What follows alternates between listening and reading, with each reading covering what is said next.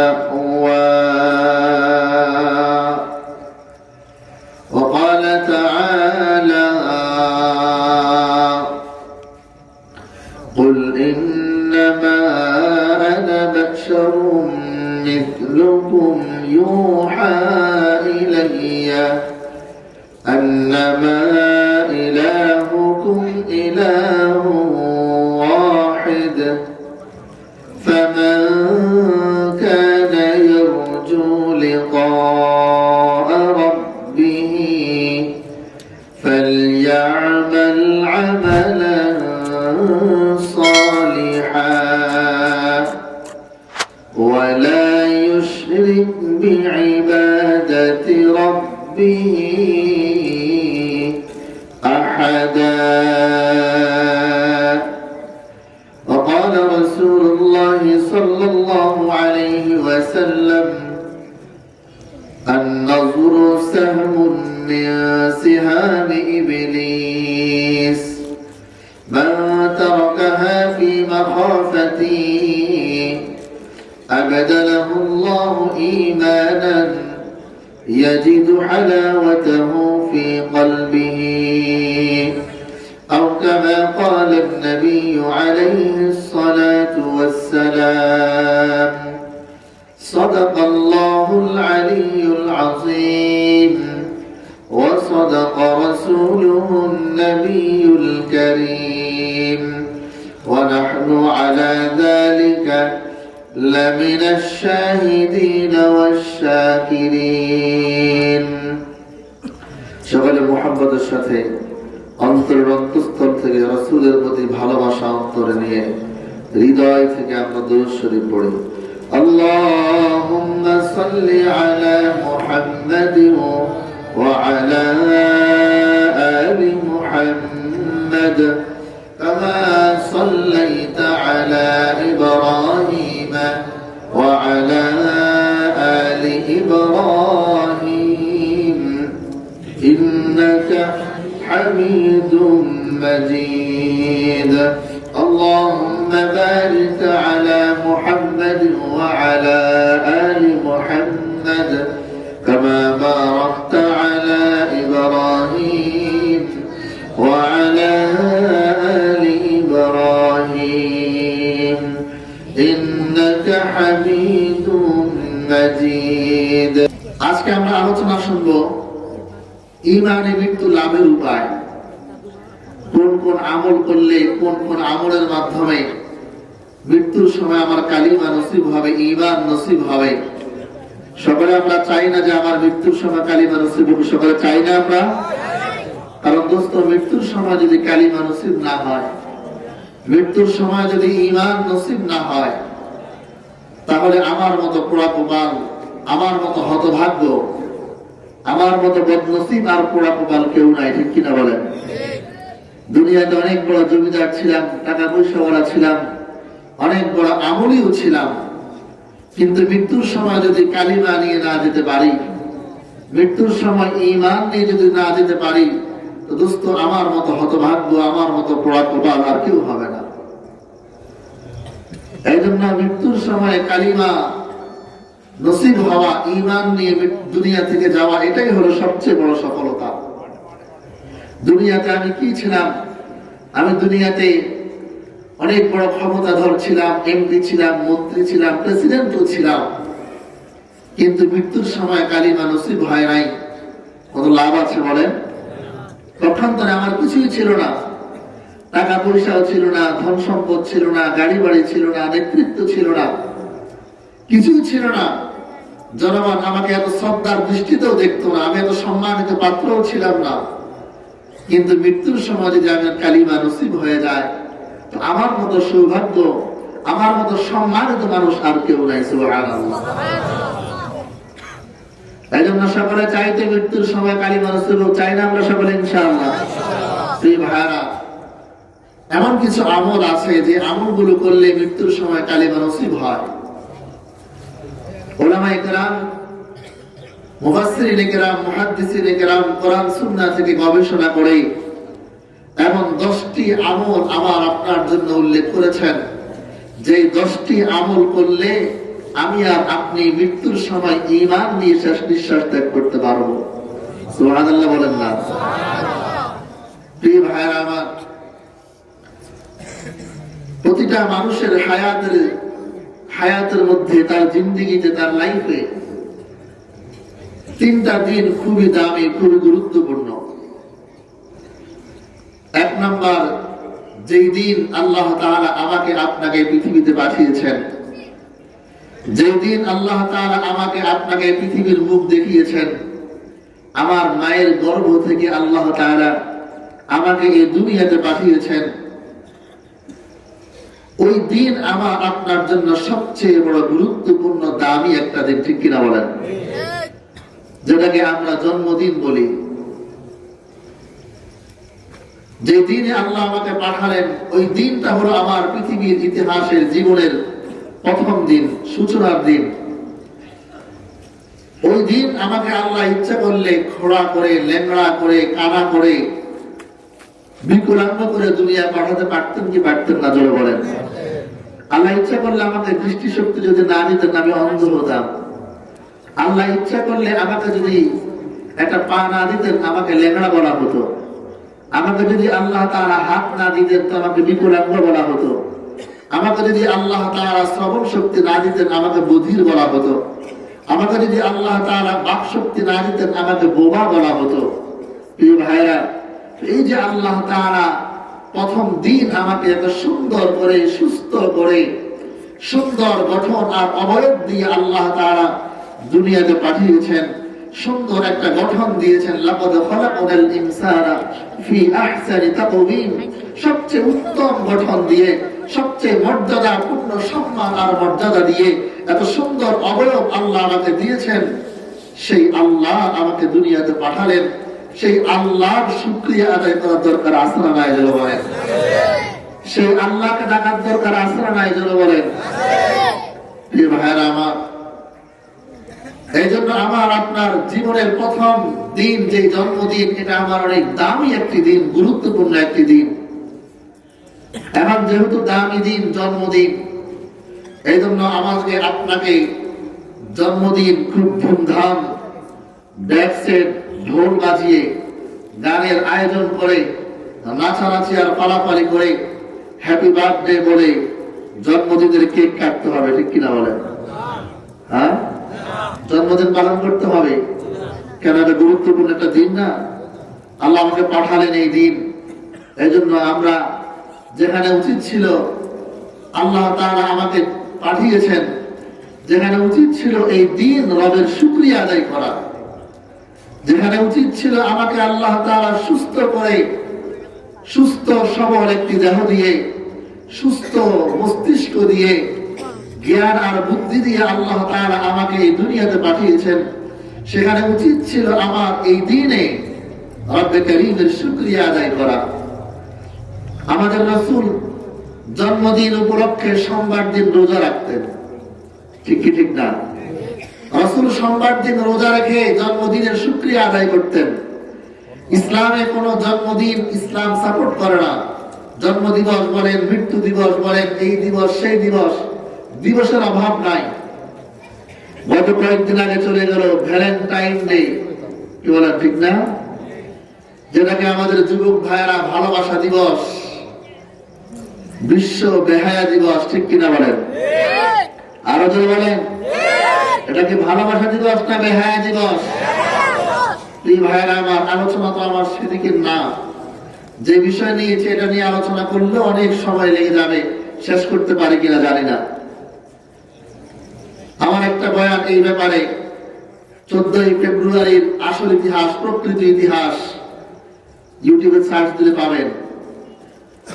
ওখানে আমি বিষয় তথ্য দিয়ে আলোচনা করেছিলাম।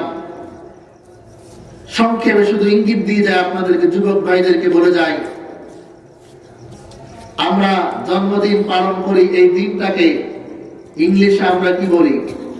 বলেন, কি বলি? বার্থডে, কি বলেন? আমরা বিবাহ বার্ষিকী, অনেকে বিবাহ বার্ষিকী পালন করে, কি করে না?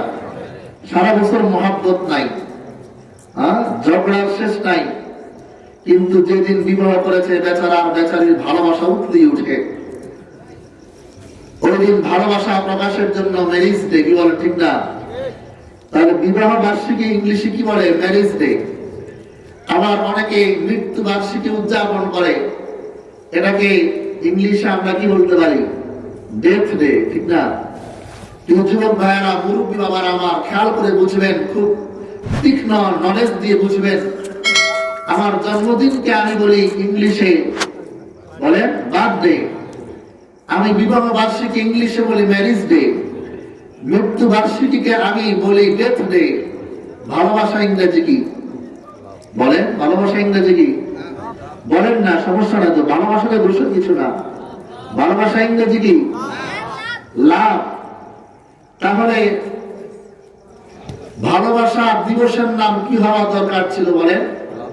বলেন না, কি হওয়া দরকার ছিল? বুঝেন না কথা, বাবা বুঝতেছেন না আপনারা? ভালোবাসা দিবসের নাম কি হওয়ার দরকার ছিল? লাভ ডে। তাহলে আপনার বিবাহ বার্ষিকী ম্যারেজ ডে, জন্ম বার্ষিকী আপনার বার্থডে, আপনার মৃত্যু বার্ষিকী ডেথ ডে, আপনার ভালোবাসা দিবস কেন ভ্যালেন্টাইন ডে? কথাটি বুঝতেছেন আপনারা? তাহলে বুঝা গেল এটার পিছনে ইতিহাস আছে, ব্যাকগ্রাউন্ড আছে, এটার হিস্টোরি আছে। দোস্ত, আলোচনাতে চলে গেলে অন্যদিকে বলে ফেলবো, জানার দরকার আছে না নাই? দোস্ত, এই ভ্যালেন্টাইন ডে কিভাবে আসলো? দুটো ইতিহাস পাওয়া যায়, আমি সংক্ষেপ করে বলছি। ইতালির মধ্যে রোমক সম্রাট যখন তিনি, রোম সম্রাট দ্বিতীয় ক্লাডিউস যখন সে সিংহাসনে অধিষ্ঠিত ছিল, সে ছিল মূর্তি পূজক। তার জমানায় কোন আহলে কিতাব খ্রিস্ট ধর্ম প্রচার তার আমলে, তার জমানায় নিষিদ্ধ ছিল। ওই সময় একজন ভ্যালেন্টাইন নামে এক শিক্ষক, একজন চিকিৎসক, সে ছিল খ্রিস্টান ধর্মীয়, যার কারণে সে খ্রিস্টান ধর্ম প্রচার করত। তখন ওই ক্লাডিউস মূর্তি পূজক হওয়ার কারণে ওই ভ্যালেন্টাইনকে সে কারারুদ্ধ করে ফেললো, বন্দী করে ফেললো। কারারুদ্ধ থাকা অবস্থায় ওই কারারক্ষীর মেয়ে, ওই মেয়ে ছিল অন্ধ। ভ্যালেন্টাইন যেহেতু সে নিজেও ছিল একজন চিকিৎসক, তখন সে ওই মেয়েকে তার চিকিৎসা বিদ্যার মাধ্যমে তাকে সুস্থ করে তুলল, যার কারণে তার জনপ্রিয়তা আরো বেড়ে গেল, তার মুক্তির জন্য আন্দোলন শুরু হয়ে গেল। এইদিকে এই ভ্যালেন্টাইন কারারক্ষীর মেয়ের সাথে তার ভালোবাসা, লাভ আর সম্পর্ক, রিলেশন হয়ে যায়। রোমক সম্রাট ক্লাডিউস যখন দেখলো তার জনপ্রিয়তা বৃদ্ধি পেয়ে গেল, তাকে ফাঁসি দেওয়ার জন্য রায় জারি করে দিল, তাকে ফাঁসিতে ঝুলানো হবে। ফাঁসিতে যেই দিন ঝুলানো হয়েছিল ওই দিনটা ছিল 14 ফেব্রুয়ারি। ভ্যালেন্টাইনকে যখন ফাঁসিতে ঝুলানো হবে, ফাঁসিতে ঝুলানোর আগে ভ্যালেন্টাইন তার প্রিয়তমার নামে, তার মাসুকার নামে, তার প্রেমিকার নামে একটি লাভ লেটার লিখেছিল, একটি প্রেম পত্র লিখেছিল। যে লাভ লেটার ছিল পৃথিবীর ইতিহাসের সর্বপ্রথম লাভ লেটার।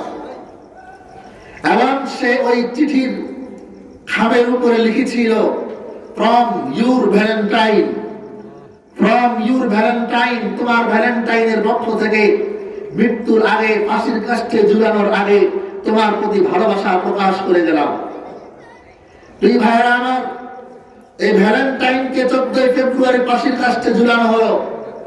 চলতে চলতে এক পর্যায়ে ওই রোম সাম্রাজ্যে মানুষগুলো খ্রিস্টান হয়ে গেল।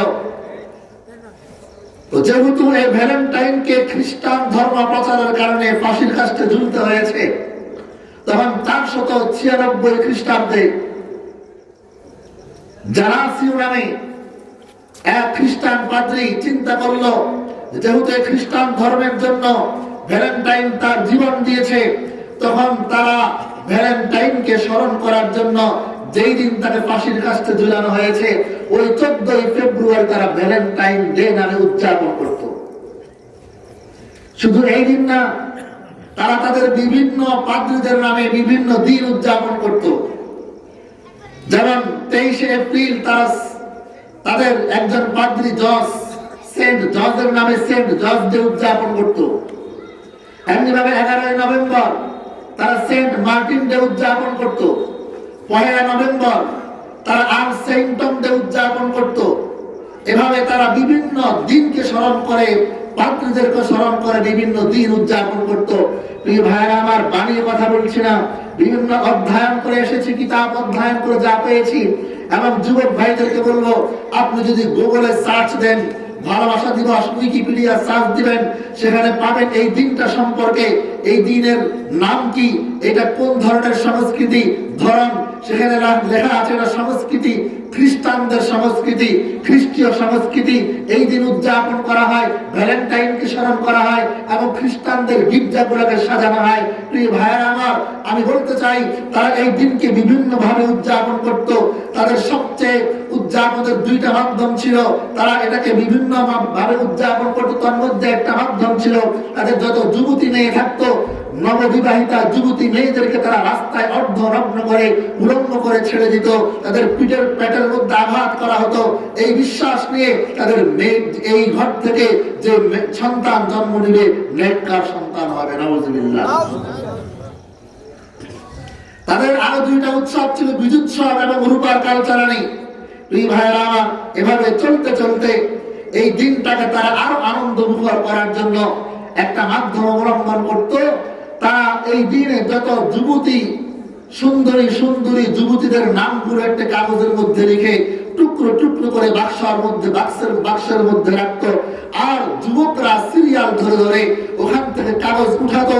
যেই মেয়ের নামে, যার যেই যুবকের হাতে যে মেয়ের নামটা উঠে আসতো, ওই মেয়েকে নিয়ে তারা ডান্স করতো, সারা রাত ওই মেয়েটাকে উপভোগ করতে বলেন, নাউজুবিল্লাহ।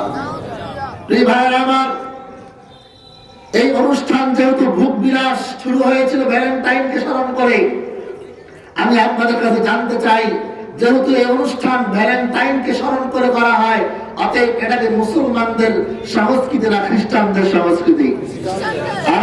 মুসলমানদের না খ্রিস্টানদের সংস্কৃতি?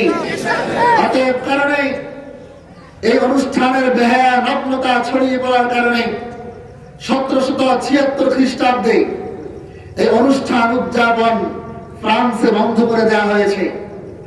এই অনুষ্ঠান যেহেতু নগ্নতা ছড়িয়ে দেয়, এই অনুষ্ঠান 1775 খ্রিস্টাব্দে জার্মানিতে বন্ধ করে দেওয়া হয়েছে, ইতালির মধ্যে বন্ধ করে দেওয়া হয়েছে, আপনার অস্ট্রিয়া বন্ধ করে দেওয়া হয়েছে, হাঙ্গেরিতে বন্ধ করে দেওয়া হয়েছে। আজকে ইবনে মাসউদের মাহফিল থেকে আমরা আমাদের প্রশাসন, মাননীয় প্রধানমন্ত্রীকে জানাতে চাই, যে অনুষ্ঠান আমার যুবক যুবতীদের চরিত্র নষ্ট করে দেয়, যে অনুষ্ঠান বাংলার যুবক যুবতীদের অনুষ্ঠান নষ্ট করে, যুবকদের চরিত্র নষ্ট করে দেয়, যে অনুষ্ঠান আমার মেয়েরা রাস্তায় বের হয়ে লজ্জিত আর ধর্ষিত হয়, এমন অপবিত্র অনুষ্ঠান বাংলার জন্য বন্ধ ঘোষণা করা হোক। ঠিক কিনা বলে বলেন? আর আমি আমার যুবক ভাইদেরকে বলবো, যেহেতু অনুষ্ঠান মুসলমানদের অনুষ্ঠান নয়, এই অনুষ্ঠান খ্রিস্টানদের কালচার, তাই আজ আমি আপনাদেরকে বলতে চাই, আমরা অতীতে ভুল করে থাকলে আগামীতে এই দিবস আমরা উদযাপন করবো না। কারা কারা রাজি আছে দুহাত তুলে আল্লাহকে দেখায় দিই যে আমরা যতদিন বেঁচে থাকবো ভ্যালেন্টাইনদের নামে কোনো বেহায়াপনা, কোনো নগ্নতা, কোনো অস্থিরতা বাংলার জমিনে আমরা করবো না। পারবো তো ইনশাআল্লাহ? পারবো তো ইনশাআল্লাহ? আল্লাহ সবাই কবুল করুক, আমিন। দোস্ত, ভালোবাসা প্রকাশের জন্য তো দিন লাগে, বলেন? মা সন্তানকে ভালোবাসবে, দিন লাগবে না। সন্তান মাকে ভালোবাসবে, বাবা সন্তানকে ভালোবাসবে, স্বামী স্ত্রীকে ভালোবাসবে। কারো ভালোবাসার জন্য দিবসের প্রয়োজন হয় না, বরং দিবস লাগে তাদের যাদের পরস্পরের মধ্যে মহব্বত আর ভালোবাসা নাই। ঠিক কিনা বলেন? আমরা আলহামদুলিল্লাহ প্রতিনিয়ত আমরা মাকে ভালোবাসি, বাবাকে ভালোবাসি, স্ত্রীকে ভালোবাসি, সন্তানকে ভালোবাসি। আমাদের কোনো দিন লাগে না, বরং দিন লাগে তাদের যাদের মধ্যে প্রতিনিয়ত ভালোবাসা নাই, ভালোবাসার সম্পর্ক নাই, তাদেরই দিবসের প্রয়োজন হয়। ঠিক কিনা বলেন? আর তারাই রাস্তায় এই 14ই ফেব্রুয়ারির নামে তারাই রাস্তায় বের হয়। মাথার মধ্যে কিছু মেয়ে আছে হলুদ শাড়ি পরিধান করে, মাথায় লাল গোলাপ পরিধান করে রাস্তায় বের হয়। প্রিয় ভাইরা আমার, এই জন্য আমরা ওয়াদাবদ্ধ হয়েছি, আমরা এই কাজটা করব না। দোস্ত, মানুষ মানুষ না, শুধু প্রত্যেকটা প্রাণীর মধ্যে আল্লাহ তাআলা ভালোবাসা রেখেছেন, রাখছেন কি রাখছেন না? দেখেন না, প্রচন্ড বৃষ্টি হলে একটা মুরগি তার মুরগি বাচ্চাগুলোকে পাখা দিয়ে ঢেকে রাখে কি রাখে না? জোরে বলেন। নিজের গায়ে বৃষ্টি পড়ো, বাচ্চারা যেন আহত না হয়, ভিজে যেন না যায়। চিল বা কোনো কিছু থাবা মারলে মা তার জীবন বাজি রেখে ওই মুরগিটা বাচ্চাদেরকে বাঁচায় কি বাঁচায় না? জোরে বলেন। তাহলে প্রত্যেকটা প্রাণীর মধ্যে ভালোবাসা আল্লাহ দিয়েছেন, মানুষের মধ্যে আল্লাহ ভালোবাসা দিয়েছেন।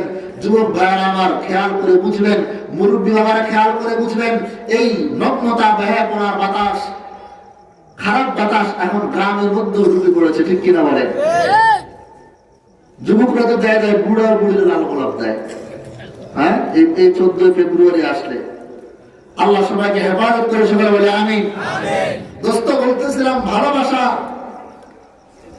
প্রাণীদেরকে আল্লাহ দিয়েছেন, মানুষদেরকেও দিয়েছেন, কিন্তু মানুষের ভালোবাসা প্রকাশের সময় আছে, স্থান আছে, পাত্র আছে।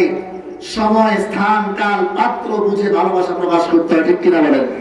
কিন্তু গরু, ছাগল, কুকুর, হায়াওয়ান, জানোয়ার ভালোবাসা যেখানে সেখানে প্রকাশ করে কি করে না? জোরে বলেন।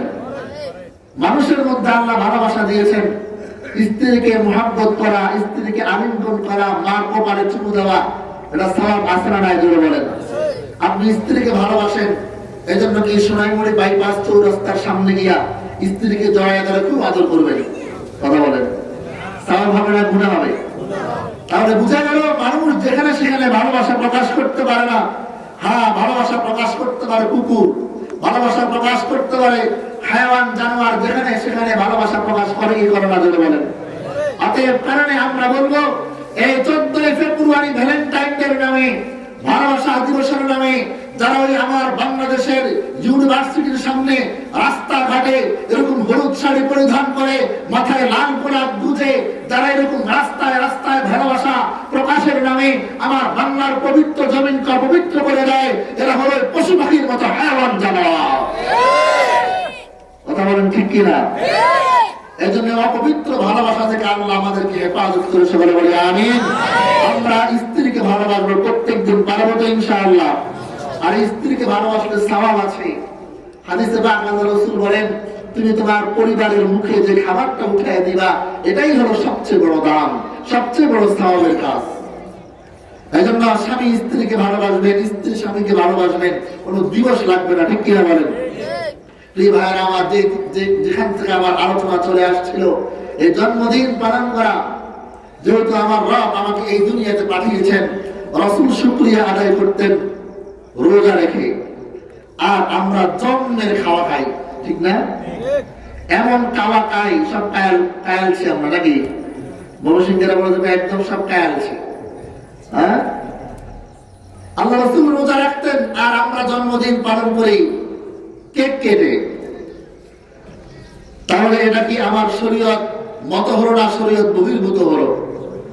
তাহলে এই দিন আল্লাহ তাআলা আমাকে দুনিয়া পাঠালেন, আমি তো রবের শুকরিয়া আদায় করার দরকার। এই দিন তো নামাজ পড়ার দরকার, এই দিন তো রবকে বেশি বেশি রাখার দরকার, যে আল্লাহ তাআলা আমাকে সুস্থ সবল করে দুনিয়ায় পাঠালেন, আমার সন্তানগুলোকে আল্লাহ তাআলা সুস্থ দেহের অধিকারী করে পাঠিয়েছেন। অদস্ত যারা বাবা হয়েছেন জানেন, সন্তান যখন পেটে আসে অনেক টেনশন থাকে, সন্তানটা সুস্থ হয় কিনা, সন্তান তার পা ঠিক মতো আসে কিনা, হাত সুস্থ, হাত ঠিক মতো আসে কিনা, চোখ ঠিক মতো আসে কিনা, সে টেনশন হয় কি হয় না? তাহলে আল্লাহ যে আমাকে সুস্থ করে পাঠালেন, সুন্দর করে আমার সন্তানটাকে পাঠালেন, আমার তো উচিত এই জন্মদিনে রবের শুকরিয়া আদায় করা। আমার তো উচিত এই জন্মদিনে রবের কুদরতি পায়ে সেজদায় পড়ে রবকে আল্লাহর শুকরিয়া আদায় করে রবের কুদরতি পায়ে লম্বা সময় সেজদায় পড়ে থাকা। কিন্তু সেই দিন আমরা গান বাদ্য বাজিয়ে, আজকে রিক্সাওয়ালার নাতিপোতা ছেলেরও জন্মদিন পালন হয়, আজকে ভ্যানওয়ালার ছেলে মেয়ের জন্মদিন পালন হয়, আজকে প্রত্যেকটা ঘরে ঘরে ওই ভারতীয় চ্যানেলগুলো দেখে দেখে, সংস্কৃতি দেখে দেখে, আজকে 2 বছর 3 বছরের বাচ্চাও জিজ্ঞেস করে, বাবা আমার হ্যাপি বার্থডে কবে? জিজ্ঞেস করে কি করে না? 3 বছর 4 বছরের বাচ্চাও মাকে জিজ্ঞেস করে, মা আমার হ্যাপি বার্থডে কবে? আর কিছু মা তো এমন আছে, এই জন্মদিনের নামে লাল শাড়ি, নীল শাড়ি, পেটখাড়ি, পিঠখাড়ি, কপালে এক নক্তা লাগিয়ে আছে না নাই? বিভিন্ন আনন্দ অনুষ্ঠান উদযাপন করে। আমার প্রবাসী ভাইয়েরা কত কষ্ট করে মাথার ঘাম পায়ে ফেলে টাকা পাঠায়, মাথার ঘাম পায়ে ফেলে আমার রেমিটেন্স যোদ্ধারা কত কষ্ট করে দেশের জন্য, সন্তান সন্ততির জন্য টাকা উপার্জন করে পাঠায়। আর কিছু মহিলারা আছে মার্কেটিং করে করে বেড়ায়, জন্মদিন আর বিভিন্ন দিন উদযাপন করে স্বামীর কষ্টে উপার্জিত টাকাগুলোকে অযথা নষ্ট করে ফেলে। অথচ আমার প্রবাসী ভাইয়েরা কত কষ্টে থাকে। যারা প্রবাস থাকে তারা জানে প্রবাস জীবন কত কষ্টের জীবন। এই জন্য আমি আজকে সরকান্তাবাসী, আপনারা তো কোরআনকে ভালোবাসেন, হক ভালোবাসেন, এই জন্য আমি আমার মুরব্বী বাবা, যারা দাদা হয়েছেন, নানা হয়েছেন, যারা বাবা হয়েছেন, পর্দার আড়ালে আমার মা, যারা আমার বয়ানগুলো শুনছেন, সবাইকে আমি বলবো রাসূলের মুহাব্বতে আজ থেকে আমরা প্রতিজ্ঞাবদ্ধ হই, কোন জন্মদিন আমরা পালন করব না। পারবো তো ইনশাআল্লাহ? আল্লাহকে খুশি করতে পারবো না আমরা ইনশাআল্লাহ? জন্মদিন পালন করে কি লাভ? আমরা যে করি না তো কি হয়? আমাদের তো সন্তান আছে আলহামদুলিল্লাহ, আমরা তো করি না। আল্লাহু আকবার। সমাজের সাথে তাল মিলিয়ে চলতে হয়, কি বলেন? আধুনিকতা, এনলাইটেড সোসাইটি, আলোকিত সমাজ, আধুনিকতার সমাজ, তাল মিলিয়ে চলতে হয়। দোস্ত, তাহলে একটা তাল মিলানোর কথা শুনে আপনাদেরকে। হযরত হুযায়ফা ইবনুল ইয়ামান রাদিয়াল্লাহু তাআলা আনহু পারস্য সম্রাটের দরবারে গিয়েছেন।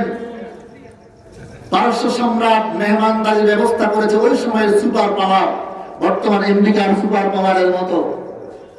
হুযায়ফা ইবনুল ইয়ামান রাদিয়াল্লাহু তাআলা আনহুকে ওনারা সাহাবায়ে কেরাম সবাইকে দাওয়াত করেছেন, যুদ্ধের সন্ধির জন্য প্রস্তাব করেছেন।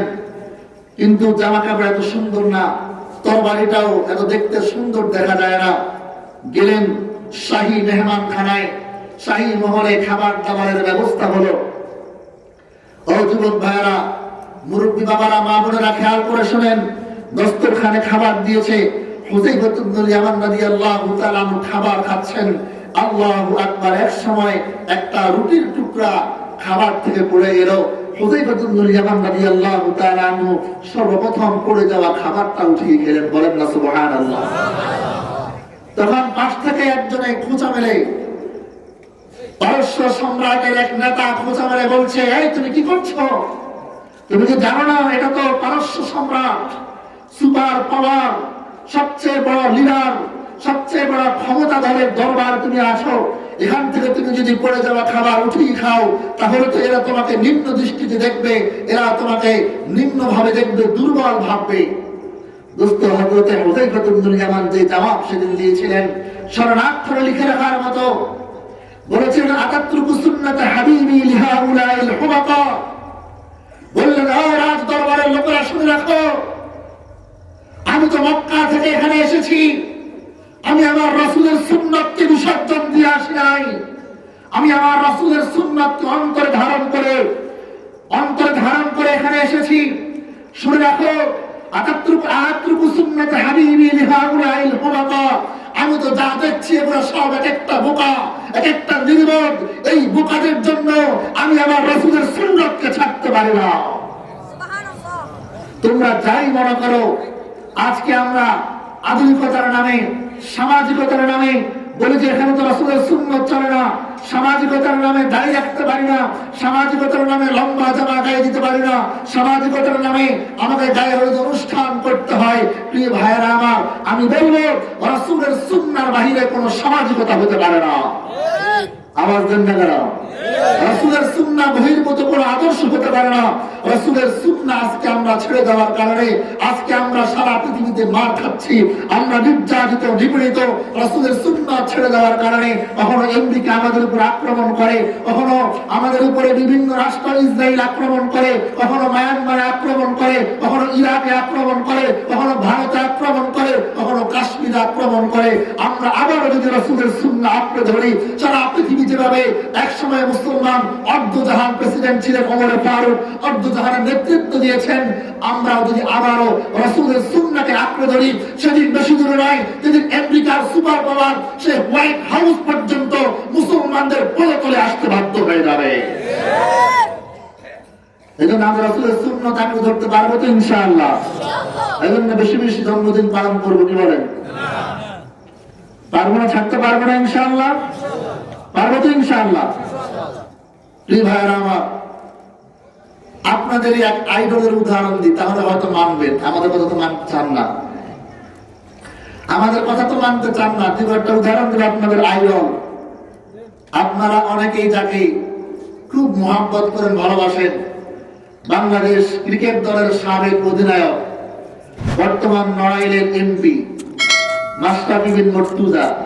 কেউ ছিলেন না মনে হয়, নাকি চিনে না? কেউ নাই, সেটা বলেন। যাই হোক, মানুষের ভালো ভালো কথাগুলো আলোচনা হতে পারে, ভালো দিক নেওয়া যেতে পারে, কোনো সমস্যা নাই। সেটা তো মুসলমান, তার সন্তানদেরকে মাদ্রাসা মেয়েকে হাফেজা বানাবে।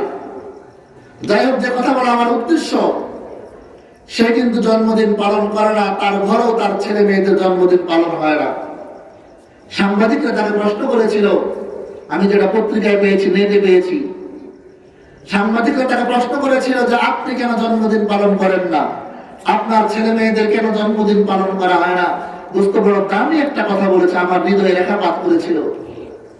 সে উত্তর দিয়েছিল যে ভাই, জন্মদিন তো আসলে আনন্দের দিন না। জন্মদিন মানে হলো আমার হায়াত থেকে, আমার ছেলে মেয়ের হায়াত থেকে একটা বছর চলে গিয়েছে, ঠিক কিনা বলেন? জন্মদিন মানে হলো একটা বছর শেষ, আমার হায়াত থেকে একটি বছর চলে গেছে। যেই বছরটা আমি আর সারা জীবন চেষ্টা করলেও ওই বছর আর ফিরে আসবে না, ওই সময় আর ফিরে আসবে না। অতএব জন্মদিন তো আনন্দের না, জন্মদিন তো হলো দুঃখের দিন। যেই দিন আমার হায়াত থেকে একটি বছর চলে গেল, আল্লাহ তো আমাকে স্মরণ করিয়ে দিচ্ছেন, বান্দা তোর হায়াত থেকে কিন্তু একটা বছর বিদায় হয়ে গিয়েছে, যে কোনো সময় তোর মৃত্যুর ঘন্টা বেজে যেতে পারে। কথাটা বড় দামি কথা না?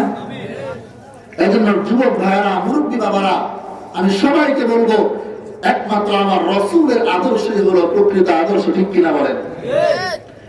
লাকাদ কানা লাকুম ফি রাসূলিল্লাহি উসওয়াতুন হাসানাতুন লিমান কানা ইয়ারজুল্লাহা ওয়াল ইয়াওমাল আখির ওয়া যাকারাল্লাহা কাসীরা। আল্লাহু আকবার। আরো জোরে বলেন না আল্লাহু আকবার। আমার আল্লাহর হাবিব সম্পর্কে আমার আল্লাহ বলেন, ও দুনিয়ার মানুষ, তোমরা তো আজকে অমুক খেলোয়াড়কে অনুসরণ করো, অমুক খেলোয়াড় কিভাবে চুল কেটেছে, অমুক নায়ককে অনুসরণ করো, অমুক নায়ক কিভাবে জামাটা পরিধান করেছে, চুলের স্টাইল কোনটা দিয়েছে, নতুন জামা, নতুন পায়জামার হাঁটুর অংশ দেখা যায়, রানের অংশ দেখা যায়, মনে হয় ওর মতো গরিব আর কেউ নাই, ঠিক কিনা ধরে বলেন? ছেঁড়া প্যান্ট পরিধান করে, মনে হয় মাত্র সে কোথাও থেকে ছুড়ে আসছে, তারা টেনে ধরছিল, প্যান্ট ছিঁড়ে গিয়েছিল, এই জন্য ছেঁড়া প্যান্ট পরে চলে আসছে, ঠিক কিনা ধরে বলেন? কারণ একটা ছেঁড়া জামা, ছেঁড়া প্যান্ট পরিধান করেছিল।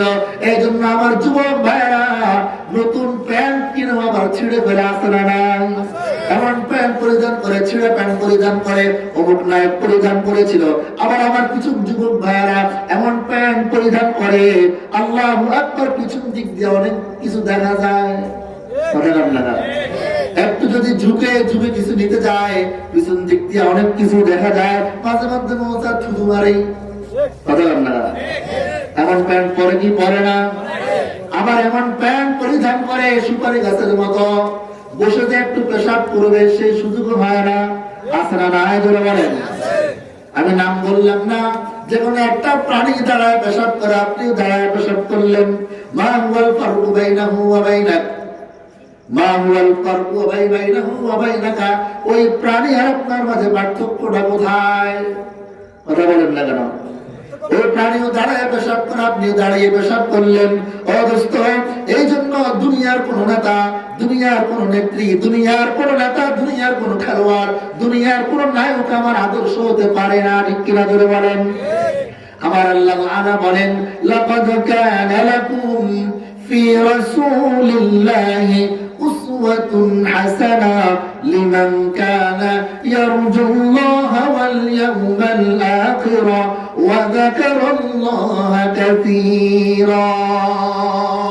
আমার আল্লাহ বলেন, ও দুনিয়ার মানুষ, তোমাদের জন্য আমার রাসূলের আদর্শই হলো উত্তম আদর্শ। রাসূলের আদর্শের বাহিরে কোনো উত্তম আদর্শ হতে পারে না। এজন্য জন্মদিন যেহেতু আমার রাসূল পালন করেন নাই, আমিও করব না, পারবো তো ইনশাআল্লাহ। এই ভাইরা আমার হায়াতের জিন্দেগিতে দ্বিতীয় গুরুত্বপূর্ণ দিনটা হলো দোস্ত আল্লাহ পাক রব্বুল আলামিন যেই দিন আমাকে পুনরুত্থান ঘটাবেন, যেই দিন আমাকে আমার আল্লাহর কাছে আবার হাজিরা দিতে হবে কি হবে না জোরে বলেন। আমরা সবাই মৃত্যুবরণ করব, আবার আমাকে আল্লাহ তাআলার সামনে সবাইকে হাজির হতে হবে। দোস্ত যেই লোকটা দুনিয়ার মধ্যে নেককার ছিল, ভালো ভালো আমল করেছে, ও তার উদাহরণ হলো প্রবাস থেকে অনেকদিন পরে সন্তান যখন বাড়িতে আসে, বাবা যখন বাড়িতে আসে, আত্মীয় স্বজন যখন বাড়িতে আসে, সবাই আনন্দিত হয় কি হয় না জোরে বলেন। সবাই বড় আনন্দের সাথে গ্রহণ করে নেয়। ঠিক তদ্রূপ ভাবে যেই বান্দা নেক আমলওয়ালা হবে, আমল নিয়ে দুনিয়া থেকে যাবে, আল্লাহ তাআলা ফেরেশতারা ওই দিন তাকে বিদেশ ভ্রমণকারী ব্যক্তির মতো তাকে আনন্দের সাথে গ্রহণ করে নিবে। আর পক্ষান্তরে যদি বদ আমলি হয়, দুনিয়াতে নামাজ রোজা কিছুই করে নাই, ঠিক মতো চলে নাই, আল্লাহু আকবার রাসূলের আদর্শ অনুযায়ী চলে নাই, ওই লোকটাকে পুনরুত্থান হবে।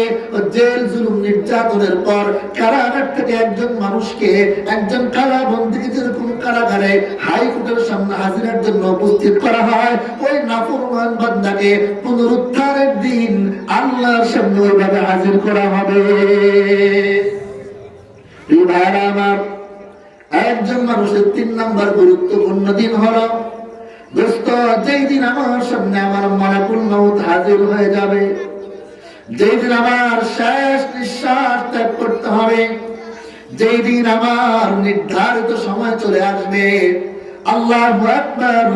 ওই দিন যদি আমি ঈমান নিয়ে কালিমা নিয়ে দুনিয়া থেকে যেতে পারি, তাহলে ওই দিনটা হলো আমার জন্য বড় গুরুত্বপূর্ণ দিন, ঠিক কিনা জোরে বলেন।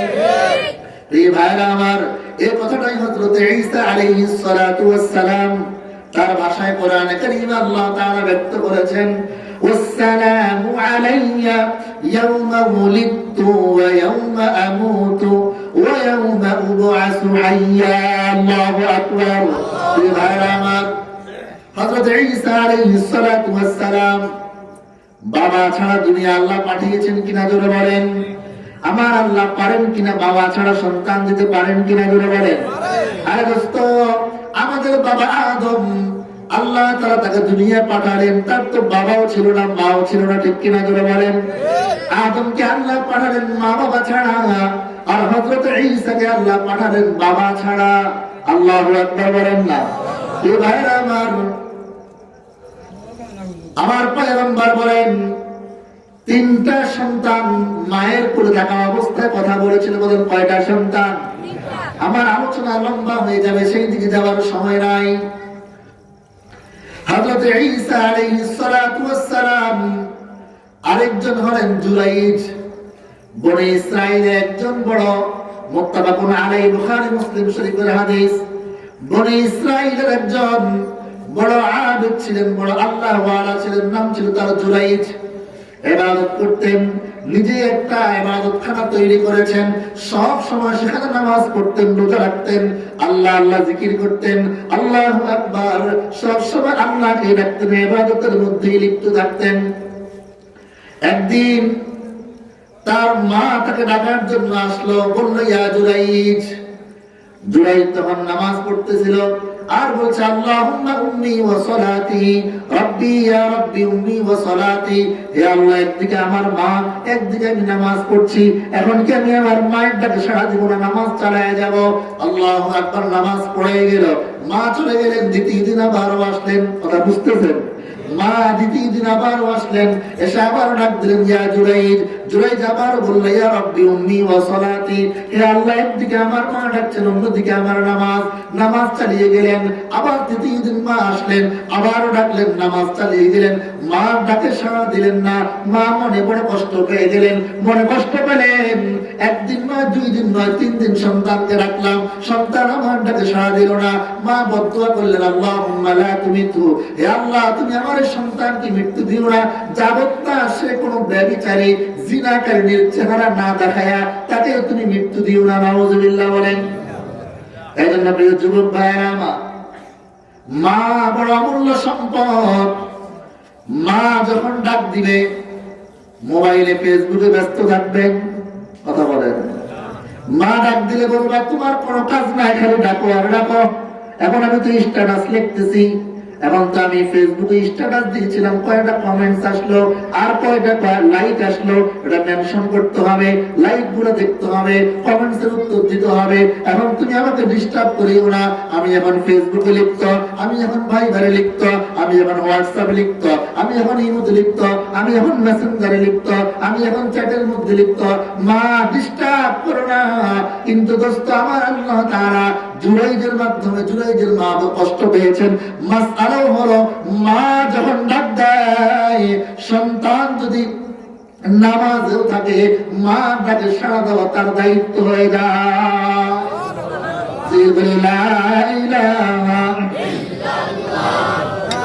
সামনে দিয়ে আগে আসেন ইনশাআল্লাহ। এই আপনারা তুমি যাবেন, আমার ভাইদেরকে বসার সুযোগ করে দেন। আসেন আসেন, দিয়ে করতে সামনে দিয়ে আসেন ইনশাআল্লাহ। জি বলেন, লা ইলাহা ইল্লাল্লাহ, লা ইলাহা ইল্লাল্লাহ, লা ইলাহা ইল্লাল্লাহ, লা ইলাহা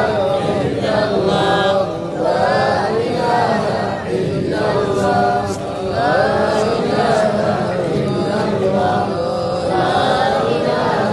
লা ইলাহা ইল্লাল্লাহ, লা ইলাহা ইল্লাল্লাহ,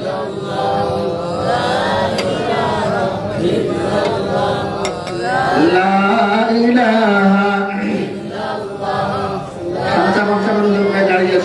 সুযোগ করে দেন ইনশাআল্লাহ। জি, সরকার পাশে কোরআনকে ভালোবাসে, এটা তার প্রমাণ। আসেন আসেন ইনশাআল্লাহ।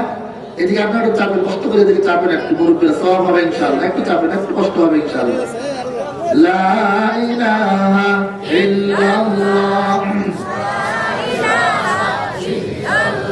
লা ইলাহা ইল্লাল্লাহ, মুহাম্মাদুর রাসূলুল্লাহ সাল্লাল্লাহু আলাইহি ওয়াসাল্লাম। আলোচনা কোথায় ছিল মনে আছে তো? যুবক ভাইদেরকে বলবো, মা যখন ডাক দেয় অবশ্যই মায়ের ডাকে সাড়া দিবেন। বাবা যখন ডাকে অবশ্যই বাবার ডাকে সাড়া দিবেন।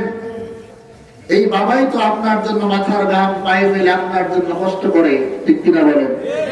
এই মা আপনাকে 10 মাস 10 দিন গর্ভে ধারণ করেছেন, আপনাকে খাইয়েছেন নিজে না খাইয়ে, আপনাকে পড়িয়েছেন নিজে না পড়ে, নিজে না ঘুমিয়ে আপনাকে ঘুমানোর সুযোগ করে দিয়েছেন। এই ভাইয়েরা সেদিকে গেল লম্বা আলোচনা, সেদিকে আমি যাচ্ছি না। এক কথায়, মা যদি নামাজরত অবস্থায় ডাকলে যদি জবাব দিতে হয়, তাহলে অন্য অবস্থায় কি দরকার? অন্য অবস্থায় তো আরো আগে দৌড়িয়ে মার খেদমত করা দরকার। মার কি দরকার আগে আগে দেখা দরকার। মার কি চাহিদা আছে সেটা আগে দেখার দরকার। বাবার কি চাহিদা দরকার সেটা আগে আগে দেখার দরকার। চেষ্টা করবো তো ইনশাআল্লাহ। ভাইরা আমার, এবার যুবক, আল্লাহু আকবার। জুরাইজ এবার ওই এলাকার মধ্যে একটা মহিলা ছিল, ব্যভিচারিণী মহিলা। এলাকার কিছু লোকরা চিন্তা করলো যে জুরাইজকে আমরা কিভাবে সমালোচিত করা যায়, জুরাইজকে কিভাবে কলঙ্কিত করা যায়, অপবাদ দেওয়া যায়। এই জন্য চিন্তা পরামর্শ করলো। বর্তমান যেমন আমাদের দেশের মধ্যে কিছু আলেম বিদ্বেষী আছে, ইমামের পিছনে লেগে যায়। আসনা নাই ধরে বলেন, আলেম ওলামার পিছনে লেগে যায়, ইমাম সাহেবের ভুল ধরার জন্য উঠে পড়ে লেগে যায়। নিজের হাঁটার ভুল সেটার খবর নাই, কিন্তু ইমাম সাহেবের হাঁটা হুজুর একটু বাঁকা হয়ে হাঁটে, আসনা নাই। হুজুর সোজা হাঁটলেও দোষ, বাঁকা হাঁটলেও দোষ। ইমামের পিছনে লেগে থাকে, আলেমদের পিছনে লেগে থাকে। প্রিয় ভাইরা আমার, আলেম ওলামার পিছনে লাগা যাবে না। আলেম ওলামাকে মহব্বত করতে হবে, ভালোবাসতে হবে। পারবো তো ইনশাআল্লাহ?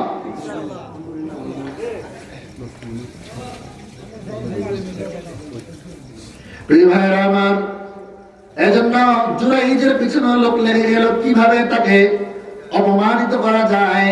তখন ওই মহিলা, ওই জিনাকারিনী ব্যভিচারিণী মহিলা, ওই জুরাইজের দরবারে তার ওই উপাসনালয়ে একজন খাদেম থাকতো, আসা যাওয়া করতে একজন রাখাল। মহিলা প্রথমে জুরাইজের সামনে গিয়ে নিজেকে পেশ করলো, কিন্তু জুরাইজ তার দিকে তাকালেন না। এক পর্যায়ে মহিলা ওই রাখালের সাথে জিনা ব্যভিচারে লিপ্ত হয়ে গেল। তার পেটে সন্তান চলে আসলো, সন্তান ভূমিষ্ঠ হয়ে গেল। এবার ওই মহিলা বলে বেড়াতে লাগলো, এই সন্তান হলো জুরাইজের সন্তান। বলেন নাউযুবিল্লাহ। ও জুরাইজ আমার সাথে জিনা করেছিল, যার কারণে তার পেট থেকে, আমার পেট থেকে তার সন্তান হয়েছে। এই ভাইরা আমার, জুরাইজ ওই যে মার মনে কষ্ট দিয়েছিল, কিন্তু তারপরও যেহেতু আবেদ ছিল, আল্লাহ ওয়ালা ছিল। দোস্ত, জুরাইজ এবার বললেন, তোমরা ওই সন্তানকে আমার সামনে নিয়ে আসো। সন্তানকে নিয়ে আসা হলো। জুরাইজ 2 রাকাত নামাজ আদায় করলেন। নামাজ আদায়ের পরে এবার ওই সন্তানের পেটের মধ্যে খোঁচা দিয়ে এবার জুরাইজ বললেন, এই সন্তান, হে আল্লাহর বান্দা, তুমি বলো তুমি কার সন্তান? আল্লাহু আকবার। আল্লাহ তাআলা ওই বাচ্চার জবান খুলে দিলেন। বাচ্চা বলতে লাগলো, অমুক রাই ফুলানুর রাই, ওই রাখালে হলো আমার বাবা, জুরাইজ আমার বাবা না। আল্লাহু আকবার। এবার আমার দোলনার মধ্যে কথা বলিয়েছেন কে? আর জোরে বলেন কে? আল্লাহু আকবার। আল্লাহ তাআলা জিবরিল আমিনের মাধ্যমে হযরত ঈসাকে মারিয়ামের গর্ভে পাঠালেন। দূরে চলে গিয়েছিলেন। এবার সন্তান কোলে করে যখন এলাকার মধ্যে আসলেন, এলাকার লোকজনরা বলতে লাগলো, ইয়া উখতা হারুন মা কানা আবুকি ইমরাআ সাউইন ওয়া মা কানাত উম্মুকি বাগিয়া। হায় হায় মরিয়ম, কি করলা তুমি? তোমার বাবা তো খারাপ ছিল না, তোমার বংশের মধ্যে কেউ তো খারাপ ছিল না, তোমার তো বিবাহ হয় নাই, তুমি এই সন্তান কিভাবে নিয়ে আসলা? কিভাবে তোমার সন্তান হলো? আল্লাহু আকবার। ফাশারাত ইলাইহি ক্বালু কাইফা নুকাল্লিমু মান কানা ফিল মাহদি সাবিয়্যা। মারইয়াম আলাইহিস সালাম কোলের সন্তানের দিকে ইশারা করলেন, বললেন, তোমরা তাকে জিজ্ঞাসা করো। লোকেরা বলতে লাগলো, এই তো দোলনার বাচ্চা, কোলের বাচ্চা, দুধের বাচ্চা, কিভাবে আমাদের সাথে কথা বলবে? আল্লাহ তাআলা হযরত ঈসার জবান খুলে দিলেন। ক্বালা ইন্নী আবদুল্লাহ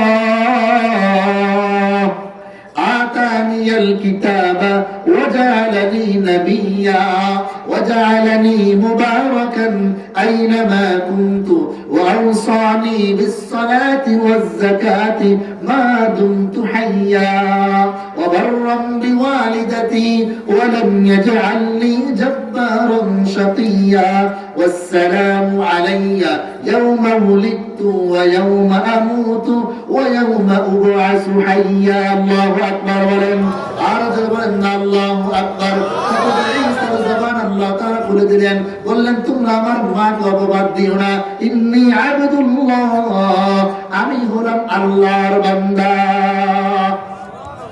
শুধু আল্লাহর বান্দাই না, আতানিয়াল কিতাব ওয়া জাআলানি নাবিয়্যা, আল্লাহ তাআলা আমাকে কিতাবও দিয়েছেন, আল্লাহ তাআলা আমাকে নবী করে পাঠিয়েছেন। অতএব তোমরা আমার মাকে অপবাদ দিও না। যে কথা দোস্ত আমার বলার উদ্দেশ্য, বললেন, ওয়াসসালামু আলাইয়া ইয়াওমা উলিদতু ওয়া ইয়াওমা আমুতু ওয়া ইয়াওমা উবআসু হাইয়া। আমার আল্লাহ আমার উপরে সালাম দিয়েছেন, শান্তি দিয়েছেন, যেই দিন আমি জন্মগ্রহণ করলাম, যেই দিন আমার মৃত্যু হবে, আর যেই দিন আমার পুনরুত্থান হবে। আমার আল্লাহ এই 3 দিনের সার্টিফিকেট, শান্তি আর নিরাপত্তার সার্টিফিকেট আমাকে দিয়েছে। এই 3টা গুরুত্বপূর্ণ দিন, তার মধ্যে আমার মৃত্যু দিন। দোস্ত, মৃত্যুর সময় যদি কালিমা নসিব না হয়, তাহলে আমার আপনার কোনো উপায় নাই। এজন্য ওলামায়ে কেরাম বলেন, যে লোকটা তার জীবদ্দশায় 10টা আমল করবে, বলেন কয়টা আমল? 10টা আমল করবে, আমার আল্লাহ মৃত্যুর সময় অটোমেটিক তার জবানে কালিমা জারি করে দিবে। নম্বর আমল হলো, খেয়াল করে শুনবেন, এক নম্বর আমল হলো কুদৃষ্টি থেকে নিজেকে হেফাজত করা, নজরের হেফাজত। হেফাজতুন নজরি আম্মা নাহাল্লাহু আনহু, আল্লাহ তাআলা যা দেখতে নিষেধ করেছেন তা থেকে নিজের দৃষ্টিকে হেফাজত করা। কুদৃষ্টি কাকে বলা হয়? কোন বেগানা নারীর দিকে মনোবাসনা নিয়ে, চাহিদা নিয়ে, মনোভাব নিয়ে, কামভাব নিয়ে কোন বেগানা নারীর দিকে তাকানো, এটাকে বলা হয় কুদৃষ্টি। এজন্য কুদৃষ্টি থেকে বাঁচতে হবে, নিজের দৃষ্টিকে হেফাজত করতে হবে। এজন্য বেশি বেশি বাবির দিকে তাকাবেন। কথা বলেন, বাবির দিকে তাকালে সওয়াব হয় নাকি? কথা বলেন না, যুবকরা কথা বলে না কেন? বাবির চেহারার দিকে তাকানো যাবে? তারা তো বোন, কথা বলেন, বেআইন নাকি? ওরে বাবার নিজের বোনের চেয়ে বেআইনকে মহব্বত করে বেশি। কথা বলেন না, বেআইনের দিকে তাকানো যাবে?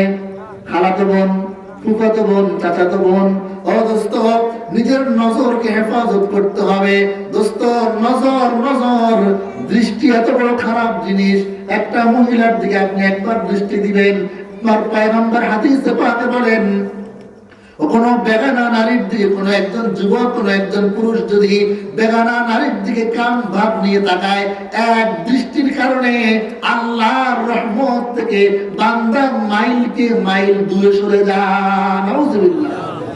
প্রিয় ভাই আমার, এজন্য নজরের হেফাজত করতে হবে। আমার পয়গম্বর বলেন, قال رسول الله صلى الله عليه وسلم النظر سهم من سهام إبليس। পয়গম্বর হাদিস কুদসিতে আমার আল্লাহর কথা পয়গম্বর বলছেন। আল্লাহ তাআলা বলেন, নজর এটা হলো শয়তানের একটা বিষাক্ত তীর। কি তীর জোরে বলেন? একটা বিষাক্ত তীর। আমার আল্লাহ তাআলা বলেন, মান তারাকাহা ফি মাখাফাতি আবদালাহুল্লাহু ঈমানান ইয়াজিদু হালাওয়াতাহু ফি কলবিহি। আমার পয়গম্বর বলেন, আল্লাহ তাআলা বলেন, যে বান্দা আমি আল্লাহর ভয়ে বেগানা নারীর দিকে দৃষ্টিকে নত করে রাখবে, বেগানা নারীর দিকে তাকাবে না, বদ দৃষ্টি দিবে না, কুদৃষ্টি দিবে না, আমার আল্লাহ বলেন, আমি আল্লাহ আমার ওই যুবক বান্দার কলবটাকে পরিবর্তন করে দিব। আমি আল্লাহ তার কলবকে পরিবর্তন করে এমন ঈমান দিব, বান্দা প্রত্যেকটা কাজের মধ্যে ঈমানের স্বাদ পাবে। সুবহানাল্লাহ। ইয়াজিদু হালাওয়াতাহু ফি কলবি, সে তার অন্তরে ঈমানের স্বাদ পাবে। সুবহানাল্লাহ বলেন না? সুবহানাল্লাহ। কি করলে? নজরকে হেফাজত করলে, কুদৃষ্টি থেকে হেফাজত করলে। আজকে আমার যুবক ভাইরা, না বললে নয়, আমি তো আপনাদের মতো একজন যুবক। আজকে আমার যুবক ভাইরা এই মোবাইলের কারণে, মোবাইলের ইন্টারনেটে ঢুকে ঢুকে কত ধরনের খারাপ দৃশ্য দেখে, কত ধরনের নোংরামি, কত ধরনের বেহায়াপনা ছবি, অশ্লীল দৃশ্যগুলো আমার যুবক ভাইরা দেখে। ও দোস্ত, একটা বদনজরে আপনাকে আল্লাহর রহমত থেকে হাজার লক্ষ মাইল দূরে আপনাকে সরিয়ে দিচ্ছে। এই জন্য যুবক ভাইদেরকে বলবো, এই বদনজর পর্দা অনুযায়ী চলবেন, দৃষ্টিকে হেফাজত করবেন, তাহলে আপনার অন্তরে ঈমানের স্বাদ পাবেন। সকলে ঈমানের স্বাদ চাই কি চাই না? হালাওয়াতুল ঈমান চাই কি চাই না? দোস্ত, ঈমানের স্বাদ কিভাবে পাবেন? আপনার মধ্যে হালাওয়াতুল ঈমান আছে কিনা, ঈমানের মজা আপনি পান কিনা, এটা বুঝার পাঁচটা আলামত আছে। বলেন কয়টা আলামত? পাঁচটি আলামত। যে পাঁচটি আলামত থাকলে তো বুঝবেন আপনার মধ্যে ঈমানের স্বাদ আছে। সুবহানাল্লাহ বলেন। আপনার মধ্যে হালাওয়াতুল ঈমান আছে। এবার মুরব্বি বাবারা, যুবক ভাইরা, পর্দার আড়ের মা বোনেরা খেয়াল করে বুঝবেন, শুনবেন। হালাওয়াতুল ঈমান তারা পাবে, প্রথমত তারা যারা দৃষ্টিকে হেফাজত করবে, তারা পাবে হালাওয়াতুল ঈমান, ঈমানের স্বাদ, ঈমানের মজা। প্রত্যেকটা জিনিসের একটা মজা আছে না নাই? মিষ্টি তো আমরা খাই, কিন্তু দেহটির মিষ্টির জন্য আমরা কি বেশি খাই না? একটু খাওয়াই, আলহামদুলিল্লাহ খাইলাম, ভালোই লাগছে। তো দেহটির মিষ্টির মধ্যে মজা আছে, আলাদা আছে না নাই? জোরে বলেন। তো ঠিক তদ্রূপ ভাবে যার মধ্যে হালাওয়াতুল ঈমান থাকবে, ঈমানের মজা, সেই ইবাদতের মধ্যে আলাদা একটা ইন্টারেস্ট আর মজা পাবে। সুবহানাল্লাহ। ঈমানের মজা পাওয়ার এক নম্বর আলামত হলো বান্দা ইবাদতে মজা পাবে। সুবহানাল্লাহ বলেন না? বান্দা কিসে মজা পাবে? ইবাদত করতে বান্দার কাছে ভালো লাগবে, বান্দা কোরআন তেলাওয়াত করতে মজা পাবে, বান্দা নামাজ পড়তে বান্দার কাছে ভালো লাগবে, বান্দা জিকির করতে বান্দার কাছে ভালো লাগবে, বান্দা তেলাওয়াত করতে ভালো লাগবে। এক কথায় যত ধরনের ইবাদত আছে সব ইবাদত বান্দার কাছে করতে মজা লাগবে, ভালো লাগবে। নামাজ ইমাম সাহেব লম্বা কেরাত ধরলে মনে করবে ইস এত তাড়াতাড়ি শেষ হয়ে গেল। আবার কিছু মুসল্লি আছে হুজুরের 14 গোষ্ঠী উদ্ধার করে পালায়, হ্যাঁ, যে এত লম্বা কেরাত দরকার, কি দরকার ছিল? আছে না নাই? হুজুর আপনি তারাবির নামাজ পড়ান অমুক মসজিদে, আপনার 10 মিনিট আগে শেষ, আপনার 10 মিনিট দেরি হয়, আপনি পড়া হাফেজ হইতে পারলেন না। বলে কি বলে না?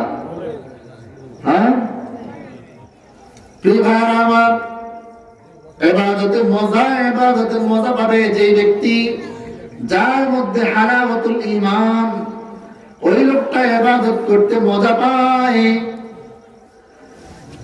আল্লাহু আকবার। এর জন্য আমাদের হাবিব পয়গম্বর বলেন আল মুমিনু ফিল মসজিদি কাসসামাকি ফিল মা।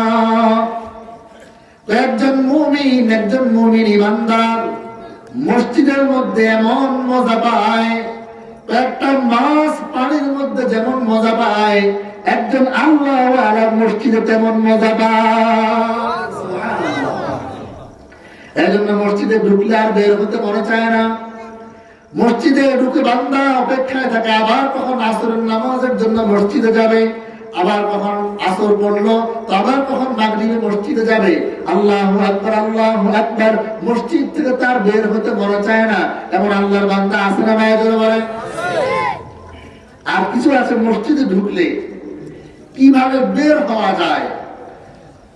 এত কিছু আমার মুসল্লি ভাইরা আছে, সাপ্তাহিক মুসল্লি, জুমার দিন আসে লাস্টে আর যায় সবার আগে। আছে না নাই?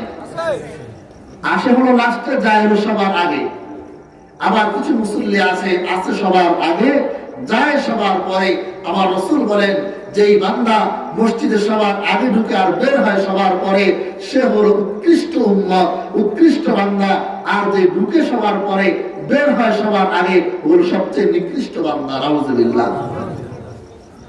এখন তো মসজিদে আসলে আমরা টাইমের মূল্য বেড়ে যায়। আছে না নাই? ইমাম সাহেব 2 মিনিট দেরি করলে আর সহ্য হয় না। কি বলে ঠিক না? এজন্য আমার হাবিব বলেন আল মুমিনু ফিল মসজিদ কাসসামাকি ফিল মা। মসজিদের মধ্যে ঈমানদাররা তেমন মজা পায়, মাছ যেমন পানির মধ্যে মজা পায়। সুবহানাল্লাহ। এই ভাইরা আমার, এজন্য হালাওয়াতুল ঈমান, ঈমানের মজা পাওয়ার জন্য ইবাদতে মজা পাবো তখন যখন আমি আমার দৃষ্টি নত রাখবো। 2 নম্বর, ইবাদতের মজা, হালাওয়াতুল ঈমান আমি পাচ্ছি কিনা, ঈমানের মজা পাচ্ছি কিনা, এটা বুঝার জন্য তো আমি আমার দুনিয়াকে ত্যাগ করতে পারবো, আমি আমার মনোবাসনা মনোকামনা ত্যাগ করতে পারবো। যখন আমার সামনে ইসলাম চলে আসবে, দ্বীন শরীয়ত চলে আসবে, তো আমি সহজেই দ্বীন ইসলামকে প্রাধান্য দিতে পারবো, কোরআনকে প্রাধান্য দিতে পারবো, দুনিয়াকে আমি বর্জন করতে পারবো। 3 নাম্বার, হালাওয়াতুল ঈমান, ঈমানের মজা সে পায় তাহাম্মুলুত মাশাক্কাতুন ফি মারদাতিল্লাহ। যে ব্যক্তি আল্লাহর সন্তুষ্টির জন্য সমস্ত কষ্ট হাসি মুখে মেনে নিতে পারে, কষ্টই মনে হয় না। কিছু মানুষ আছে ভোর রাতে তাহাজ্জুদ নামাজ পড়তে পারে না, আর কিছু মানুষ তাহাজ্জুদ নামাজ পড়তে তার কোনো কষ্ট হয় না, এটা তার অভ্যাস হয়ে গেছে। শীতকালে ওযু করতে তার কোনো কষ্ট হয় না, লম্বা নামাজ পড়তে কষ্ট হয় না, লম্বা কেরাত দিয়ে নামাজ পড়তে কষ্ট হয় না। আছে না নাই? জোরে বলেন। প্রিয় ভাইরা আমার, 4 নাম্বার, যে ব্যক্তি ঈমানের মজা পায় তার সমস্ত বিপদ আপদে আল্লাহর উপরে সবর ইখতিয়ার করে, হা হুতাশ করে না। সন্তান মারা গেলে আল্লাহর উপরে অভিযোগ দেয় না, হা হুতাশ শুরু করে দেয় না, ধৈর্য হারা হয়ে যায় না। বিপদে আপদে সবর করে আল্লাহর উপরে। বিপদে আমরা সবর করব কার উপরে? জোরে বলেন।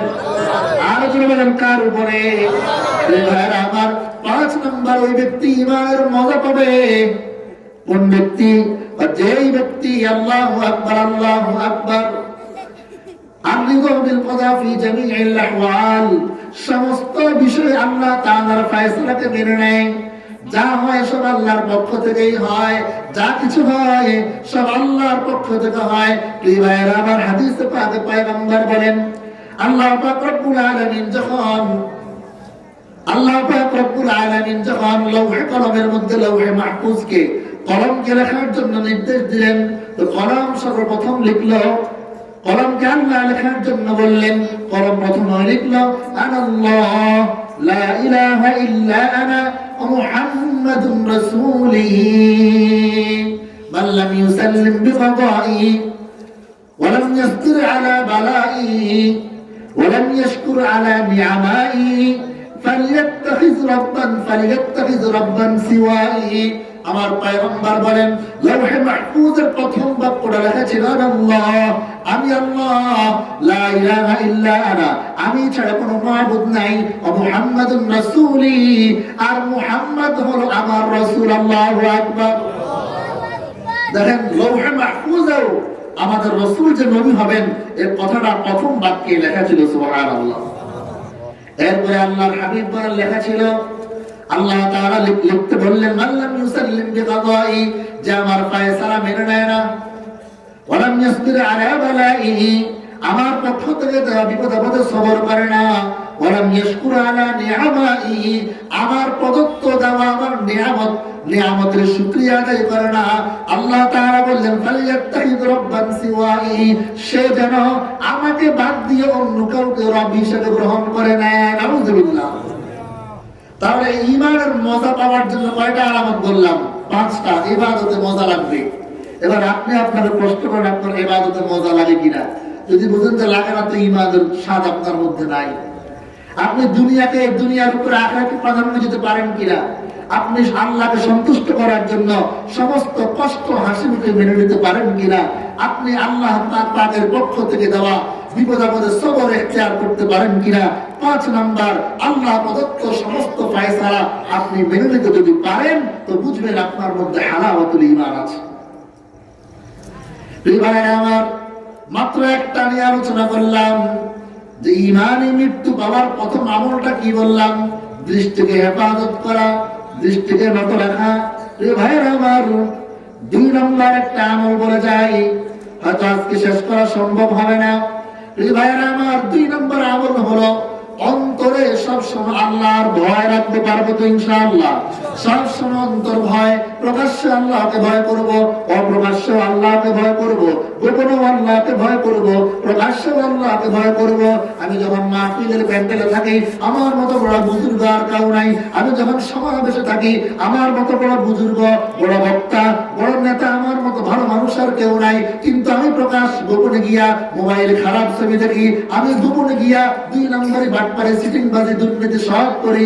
আসলে নাই জন্য বলেন, কিন্তু সমাবেশে লম্বা লম্বা বক্তব্য দেয়, মনে হয় তার মতো আল্লাহ আর কেউ নাই। কথা বলেন না?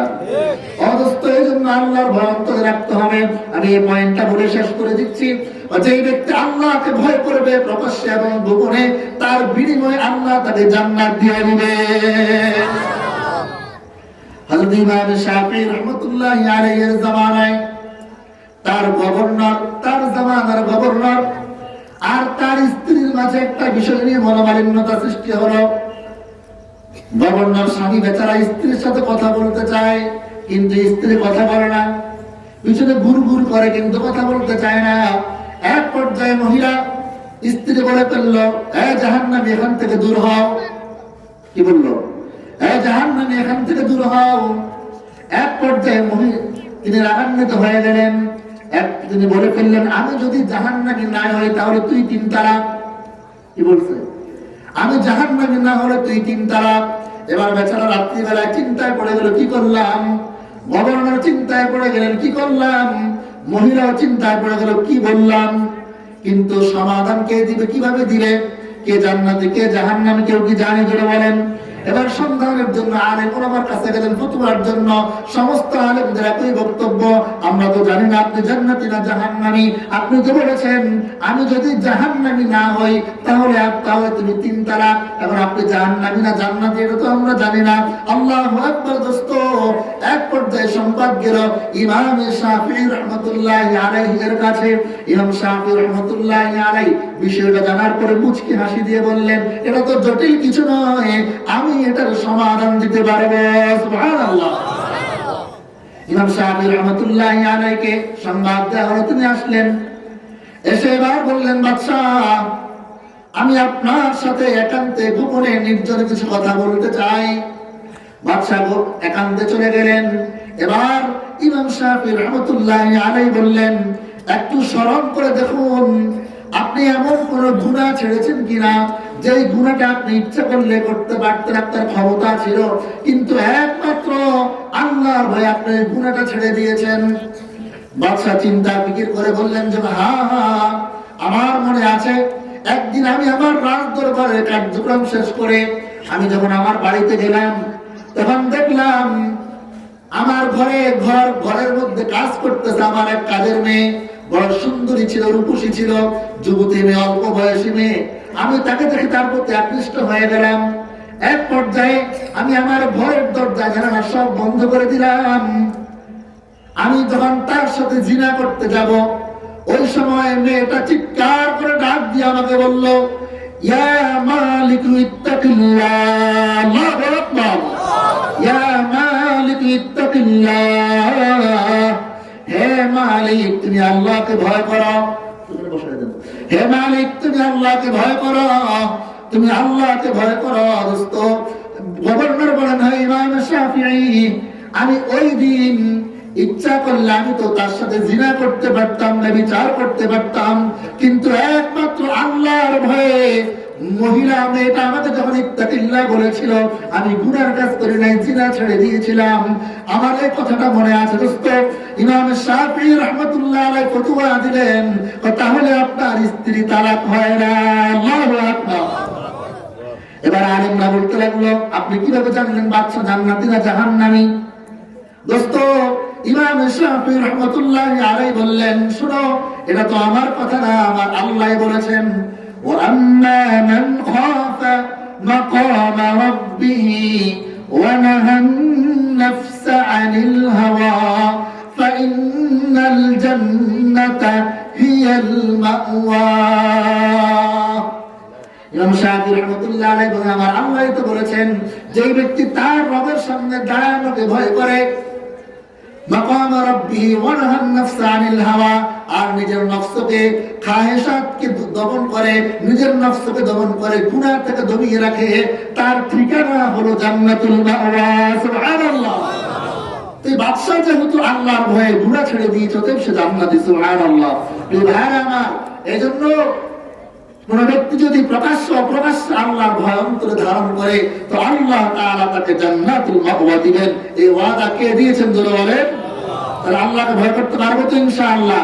এই ভাইরা 10টি আমল বলবো মনে করেছিলাম, কিন্তু শেষ হয় নাই, মাত্র 2টা বললাম। এই 2টা, একটা নজরের হেফাজত। 2 নাম্বার, নজরের হেফাজত করলে কি আসবে? হালাওয়াতুল ঈমান, ঈমানের মজা চলে আসবে।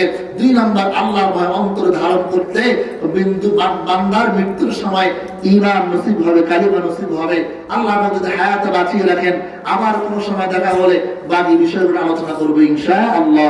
আল্লাহ পাক রব্বুল আলামিন আমার যে আলোচনাগুলো শুনলাম আমল করার তৌফিক দান করুন।